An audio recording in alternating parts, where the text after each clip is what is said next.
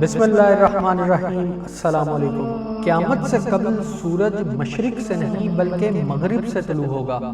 حضرت ابو ہریرہ رضی اللہ تعالیٰ عنہ کہتے ہیں کہ قیامت قائم نہ ہوگی جب تک سورج مغرب سے طلوع نہ ہو۔ جب سورج مغرب سے طلوع ہوگا تو سارے لوگ ایمان لے آئیں گے، لیکن اس روز ایمان لانا کسی کے لیے نفع بخش نہ ہوگا۔ جو پہلے ایمان نہیں لایا تھا، جس نے ایمان کے ساتھ اچھا عمل نہیں کیا۔ اس حدیث کو صحیح مسلم نے روایت کیا ہے۔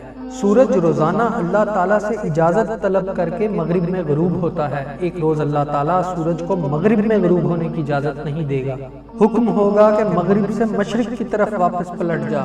حضرت ابو ذر رضی اللہ تعالیٰ عنہ کہتے ہیں کہ میں مسجد میں داخل ہوا تو رسول اکرم صلی اللہ علیہ وآلہ وسلم تشریف فرما تھے۔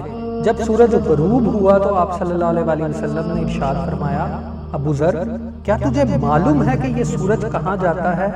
میں نے عرض کیا، اللہ اور اس کا رسول ہی بہتر جانتے ہیں۔ تو آپ صلی اللہ علیہ وآلہ وسلم نے ارشاد فرمایا، وہ مغرب کی سمت پہنچ کر سجدے کی اجازت مانگتا ہے اور اسے اجازت دی جاتی ہے، تب غروب ہوتا ہے۔ ایک بار اسے کہا جائے گا جدھر سے آئے ادھر لوٹ جاؤ، چنانچہ وہ مغرب سے طلوع ہوگا اور مشرق کی طرف غروب ہوگا۔ اس حدیث کو بھی صحیح مسلم نے روایت کیا ہے۔ اے لوگوں، مغرب سے سورج طلوع ہونے کے بعد توبہ قبول نہیں ہوگی۔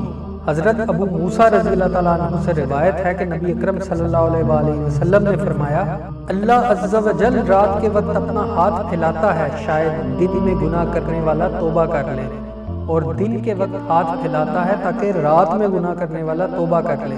اللہ تعالیٰ ایسا کرتا رہتا ہے حتیٰ کہ سورج مغرب سے طلوع ہو جائے اور اس کے بعد توبہ کا دروازہ بند ہو جائے گا۔